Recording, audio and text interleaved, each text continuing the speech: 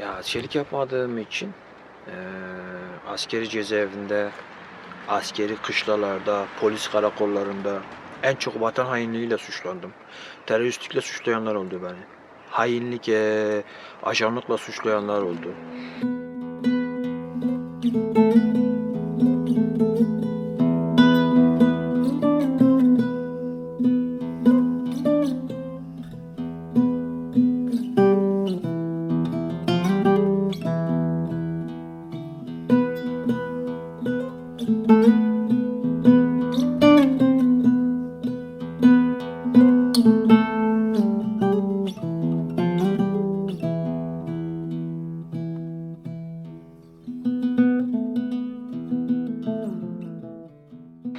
Yani eğer askerlik yapsaydım, gidip doğuda bir operasyona katılsaydım, çoluk çocuk demeden, kadın yaşlı demeden, Kürtlerden, Ermenilerden veya diğer milletlerden insanları öldürseydim, bana ödül verirlerdi, kahraman ilan ederlerdi. Çok güzel makamlara getirirlerdi. Ama asker olmayı, savaşmayı reddettiğim için, bu oyunun, bu kirli oyunun bir düzeni olmak istemediğim için beni teröristlikle suçladılar. İlk 2004 yılında e, askerlik için muayene zamanımız gelmişti. Tabii ben bilmiyordum askerlik için muayene zamanının geldiğini. Bir arkadaşım eve geldi bahçede otururken. Arkadaşım dedi bana bugün bizim askerlik muayene günümüz. O da benimle aynı yaşıttaydı. Dedi askerlik şubesine gitmemiz gerekiyor. İlk o zaman dedim ben gitmeyeceğim. Dedim ben askerlik yapmayacağım. Sen kendin git dedim ona. Tabii neden böyle bir karar verdim? Şu an bunu açıklaması benim için zor. Çok uzun zaman geçti. Ama bir şeyleri kesin söyleyebilirim. O zamandan beri hissediyordum yani askerlik meselesinde bir şeyler yanlış gidiyor. Hatırlıyorum bir kişi, özellikle bir kişi çok dikkatimi çekmişti o zaman. Daha benim askerlik söz konusu değildi bile. Ama bir kişiye baktım ki bir çocuk vardı. Çok hayat dolu bir çocuktu. Neşeli, devamlı gülen bir çocuktu. Bir gün gördüm askere gitmiş, izine gelmiş. Çocuğa bir baktım ki çocuk böyle hayatından bezmiş, karamsar olmuş.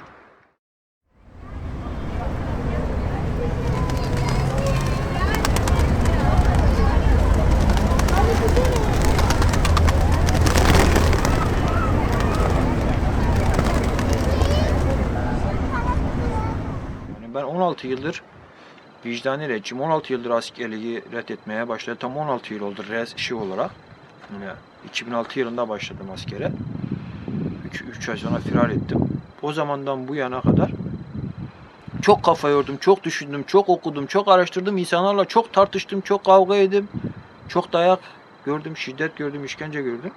Benim öğrendiğim, bu hayatta öğrendiğim budur. Biz askerlik iktidarların iktidarını koruması için lazım.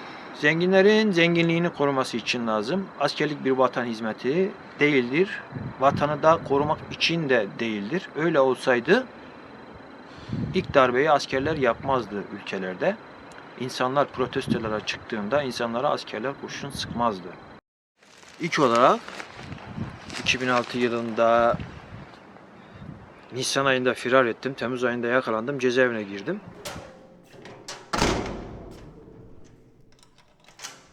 Orada anneme bir mektup yazdım. Yazdım ki anne dedim, bugüne kadar hep seni memnun etmek için bu işi yapmaya çalıştım. Yani askerliği. Ama kusura bakma, daha fazla seni memnun etmek için bu sisteme bir alet olmayacağım. Bu sistemin bir parçası olmayacağım. Dedim firarın burada cezası 10 aymış diyorlar. 10 ay değil dedim. 10 yılda verseler ben askerlik daha fazla yapmayacağım yazdım mektupta.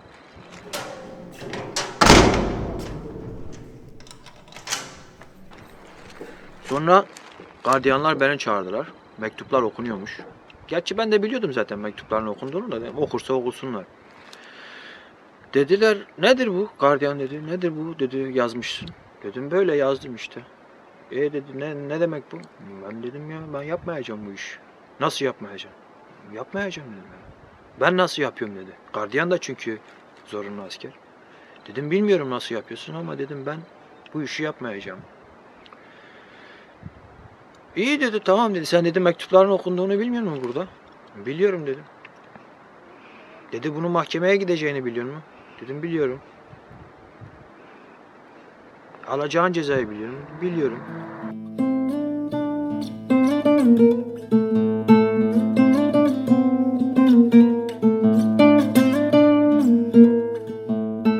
Diyor mesela en çok tepkiyi ben annemden babamdan gördüm, kardeşlerimden gördüm. En çok tepkiyi bir anne bir baba evladını öleceğini bile bile, işkence göreceğini bile bile askeriyeye gönderir mi? Cezaevine gönderir mi? Beni gönderdiler. Hatta annemin lafını hiç unutmam. Oğlum dedi hak ediyorsun dedi. Yani normal bir şey dedi bu. Sana cezaevinde dedim ben işkence yapıyorlar dedim bana askeri cezaevlerinde. Beni lütfen yakalatmayın. İhbar etmeyin beni anne. Abla. Dedi normal sen askerden kaçıyorsun.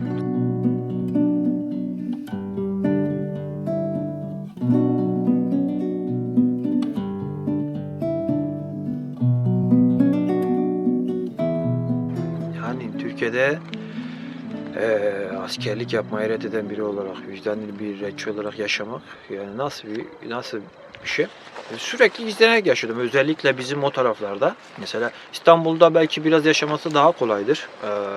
Çünkü büyük şehir hem de böyle insanların nasıl desem aydın insanların çok olduğu bir şehir ama Hatay Reyhanlı'da çok zor. Mesela Hatay Antakya merkezde de belki biraz daha kolaydır. Reyhan da çok zordu özellikle. Yani genel olarak aslında genel olarak çok zor. Genel olarak çok zor. Niye? Çünkü Türkiye öyle biliyor ki bir odanda otobüsü durdurup hemen kimlik kontrolü yapıyorlar. Tak diye seni indiriyorlar otobüsten alıp karakola götürüyorlar. Hemen bir işlem yapıyorlar. Yemek istiyorsun yemek bile vermiyor. Alıyorlar seni tutuyorlar karakolda sonra mahkemeye çıkarıyorlar. Yok ondan sonra ne bileyim askerlik şubesine götürüyorlar. Orada bir tutanak daha. Bir dava daha. Aynen Türkiye'de bir vicdan retçi olarak yaşayan bir ölüdür.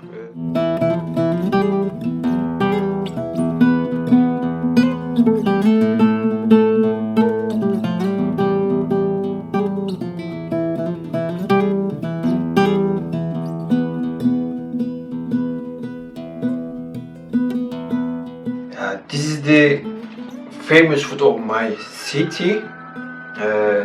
It is coming from hackfleisch, onion, garlic, tomato paste, salt, and little small red peppers.